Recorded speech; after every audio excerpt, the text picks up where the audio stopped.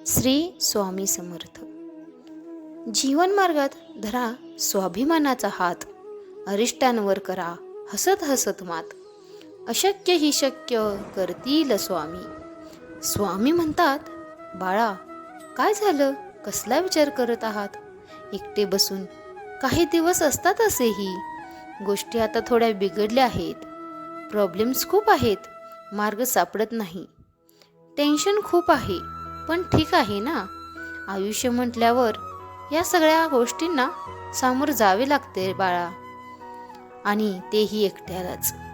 प्रत्येक वेळी सोबत कोणी असेल अशी अपेक्षा ठेवू नकोस.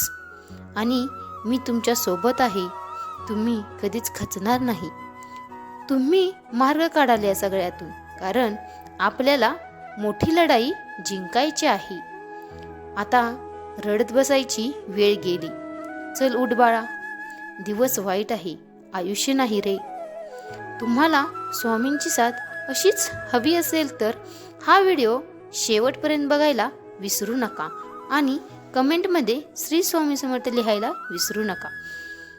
स्वामी म्हणतात, बाळा तुला कधी ठाऊकच नाही की तुझ्यात काय काय दडले. खूप गोष्टी तू सहज मिळवू शकतोस, फक्त तुला तुझ्यावर विश्वास नाही. आणि स्वतःवरचा विश्वास कुठेतरी कमी पडतो, म्हणून खरंच जे तुझ्याकडे आहे ते तुला दिसत नाही. नको घाबरूस बाळा, तू सहज तुला हवं ते आणि जे उत्तम आहे ते मिळवू शकतोस. तुझं आयुष्य ही काही साधी बाब नाही. तुझा जन्म हा इतरांच्या कल्याणासाठी झाला आहे. मग यातलं तू काय करत आहेस? कधी विचार केलास? म्हणून शांत बस, काही करू नकोस. विचार कर, ध्यान लाव. हळूहळू का होईना तुला तुझं अंतर्मन समजेल आणि मग तुझी खरी वाट तुला सापडेल. ते सत्य आहे. आपण स्वामींना म्हणायची की, हे स्वामीराया, आता मी तुझं बोट पकडलं आहे. माझं संपूर्ण जीवन तुला समर्पित केलं आहे. तू माझा सारथी आहेस. माझ्या जीवनाची गाडी तूच चालवतो आहेस. ही जीवन गाडी तुला ज्या दिशेला न्यायची आहे त्या दिशेला खुशाल घेऊन जा. आता रस्त्यात कितीही संकटरूपी खड्डे येऊ दे, मला त्याची पर्वा नाही. कारण हे श्री स्वामीराया, इतिहासात तुझी ख्याती आहे. ज्याचा तू सारथी झालास त्याचा विजय निश्चित आहे. मग मी चिंता का करावी? हे गुरुराया, माझे मागणे इतकेच आहे की तुझ्या चरणापासून तुझ्या या लेकराला दूर लुटू नकोस. ह्या मनाला तुझ्या भक्तीचे अजून वेड लाव. माझे प्रत्येक कर्म म्हणजे तुझीच सेवा आहे, ही समज मला दे. तुझ्या नामाचा मला ध्यास दे. आता कितीही खचलो तरी नव्याने सुरुवात करेन, पण हार कधीच मानणार नाही. कारण माझे स्वामी महाराज माझ्या सोबत आहेत, ही गोष्ट कधीच विसरणार नाही.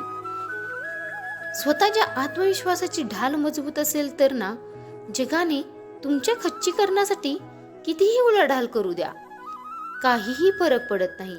जर दुनिया विश्वासावर चालत असती तर बंद दरवाजाला कुलूप लावण्याची वेळ कधीच आली नसती.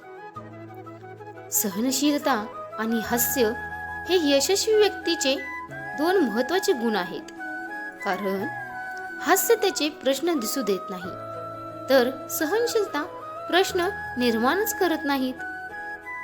स्वामी कधीच तुम्हाला निराश करणार नाहीत, कधीच रिकामे ठेवणार नाहीत. जे आणि तुमचे नुकसान झाले असेल त्याची भरपाई ते अन्य गोष्टींनी करतात.